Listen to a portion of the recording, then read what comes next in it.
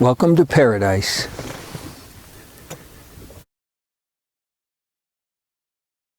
Okay, so there's the road, and we're going under this bridge. We're going in here. That pre-fish video was not very good. It didn't have a lot of footage, but the last hour I was in here, I found a little bit of a dock pattern in here. The water's 55 in the very back. That's the warmest water I found. So we're gonna go in here. I don't think I'm gonna spend all day in here, but I'm definitely gonna spend all day fishing docks. So we're gonna start in here. There's a whole, this side of this is all developed land, all housing. So it's all docks in there. I'm gonna start at the first dock and I'm gonna fish all the way back and see what happens. You know, I might gut hook some fish today because the wind's blowing, and when you fish this thing weightless, they'll pick it up. They'll pick it up, and I won't know it. And because it's got so much salt, sometimes they'll swallow it.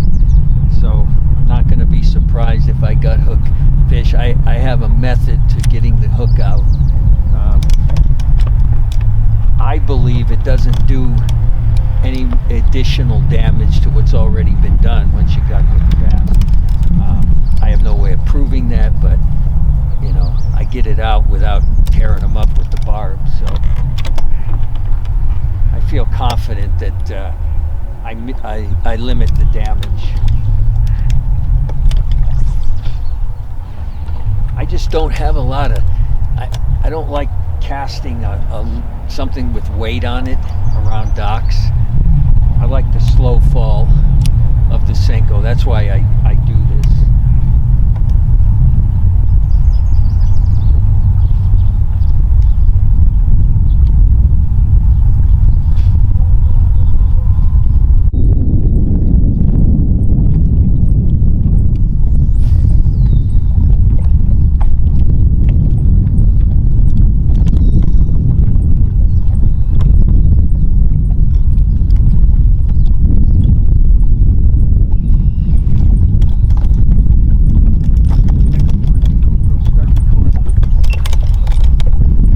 He's a little guy.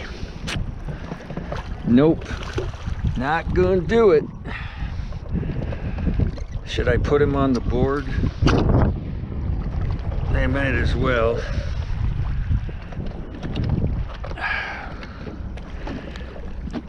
I don't think he's gonna make it, but I'll try.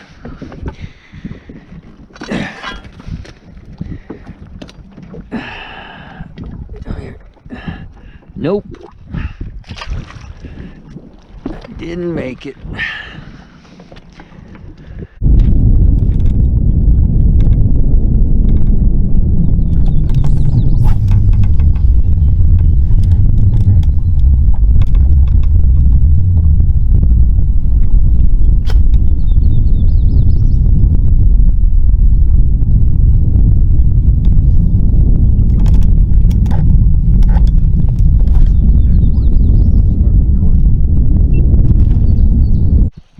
Come on, be a keeper, will you? Jeez. Well, he's pulling a little. That's good. Oh yeah, he's a keeper. He is definitely. Oh, there he goes. He's a keeper. That's a nice one, actually.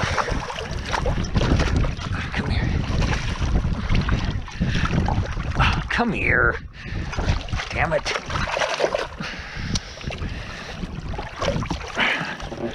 Okay, I'm going to show you something now. Oh, never mind. I thought I gut hooked him. I didn't. Got him in the roof of the mouth. Okay. Luckily, I'm almost positive I'm going to gut hook a fish today. Come on. What the heck? Where's that hook? Oh yeah, got him in the... Okay, let's see what we got here. It's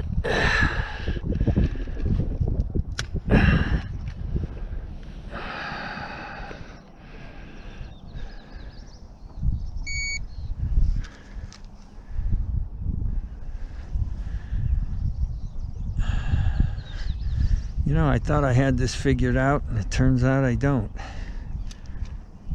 You hit that, it blinks, it stops blinking, you put the fish on. Jeez.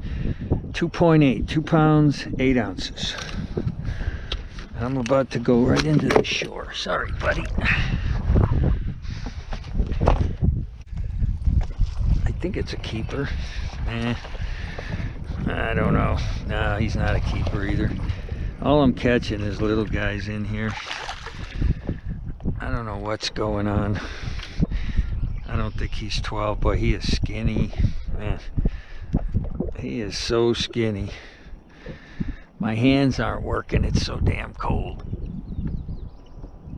Yeah, my hands aren't working.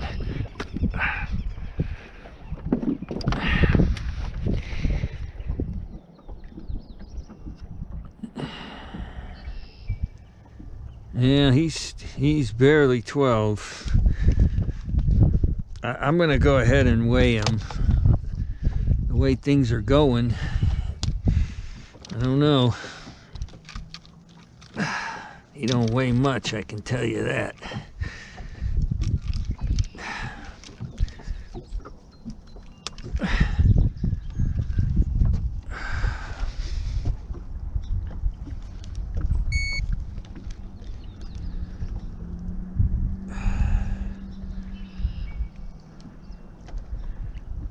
What happened? I thought I had this figured out.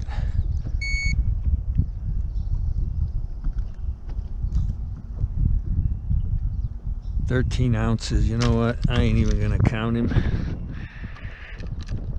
I ain't even gonna count him. Sorry, buddy.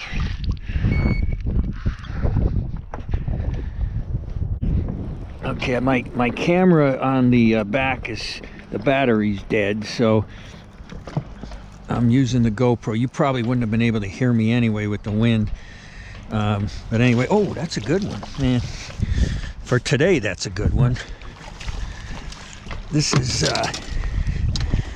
is number 2, and I just broke my glasses.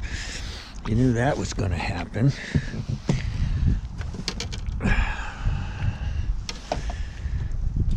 Okay. Let's see here.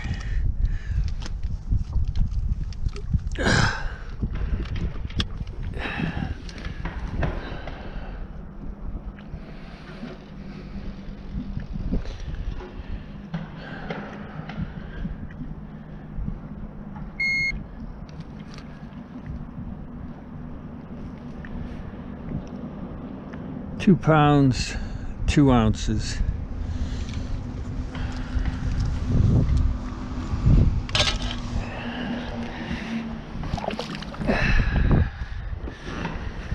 I broke my sunglasses. I stepped on them.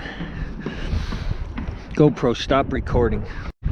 Okay, not a great day. I'm talking on my GoPro mic because you will never hear me with this wind blowing. It's been howling pretty good all day. I caught 5 fish, which is a good thing, but unfortunately 2 were short. One was under a pound, and then I had the other 2, so I ended up with let's see, 4 pounds 10 ounces plus 13 ounces. What is that? 5 pounds 7 ounces, I think. Not a good day. Anyway, we're gonna try another one. I hate fishing in wind like this.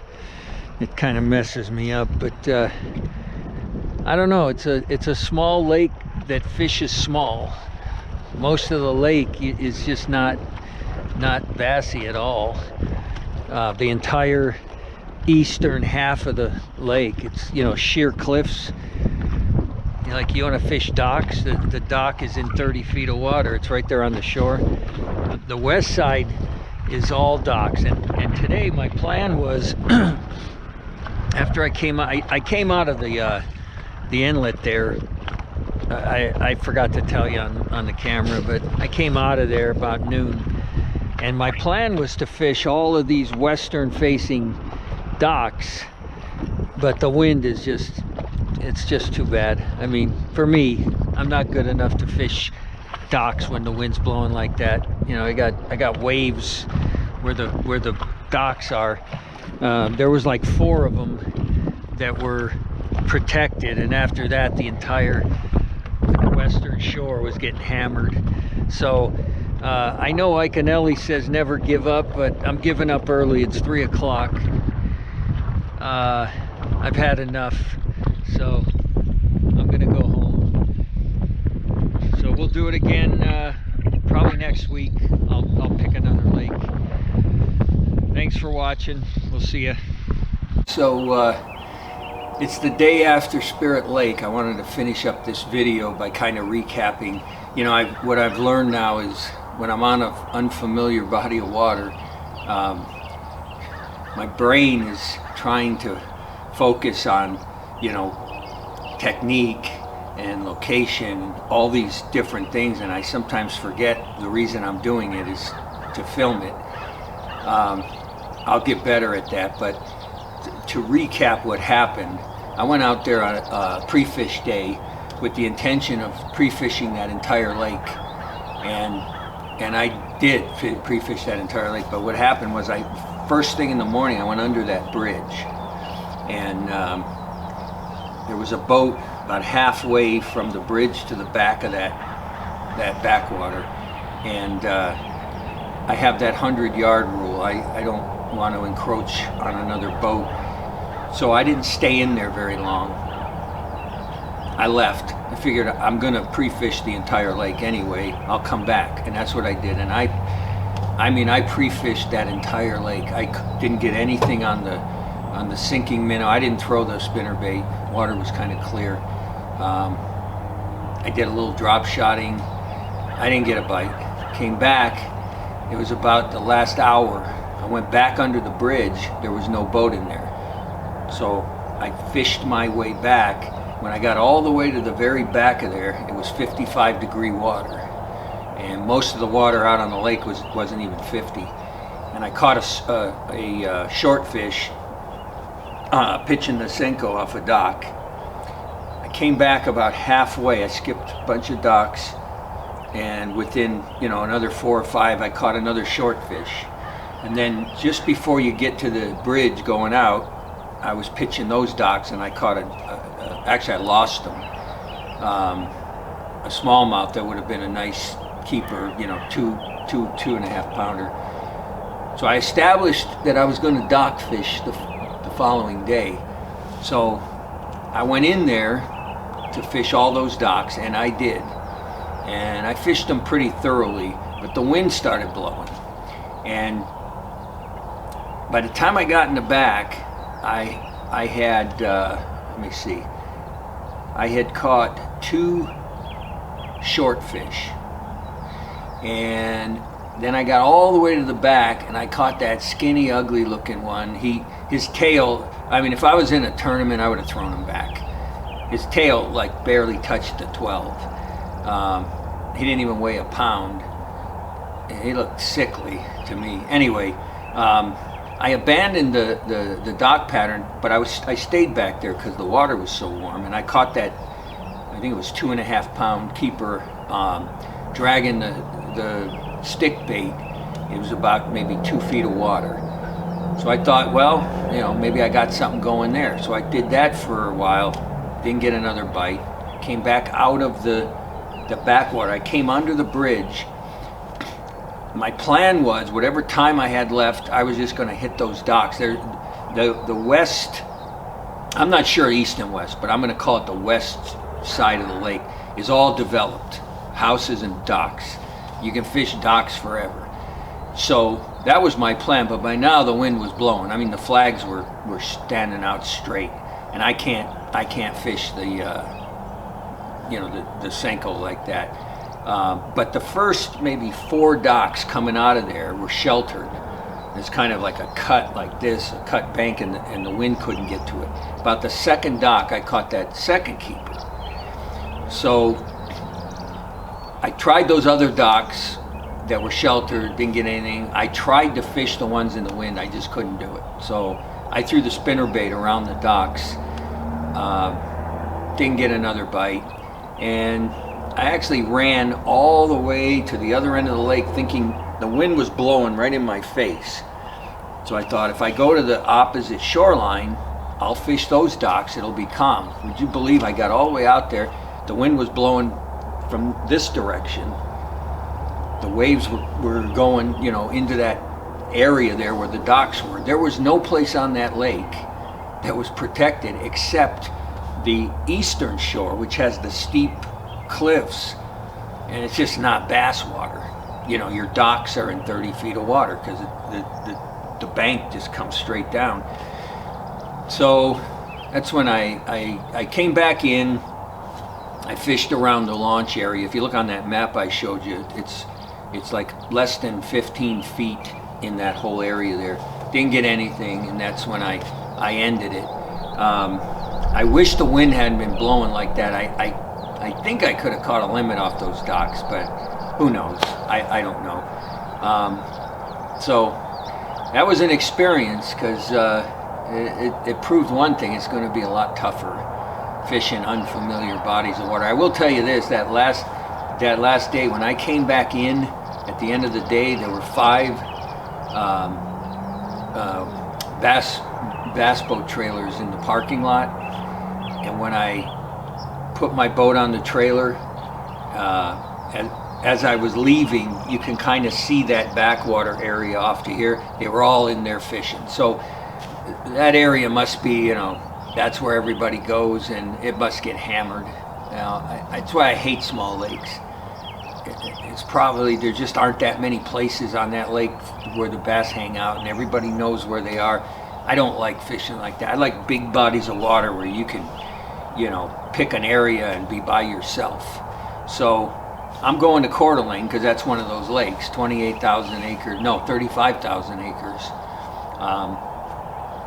I'm going to do that this morning. I'm going to pre-fish it this morning. Today's going to be the only nice day for about the next 6.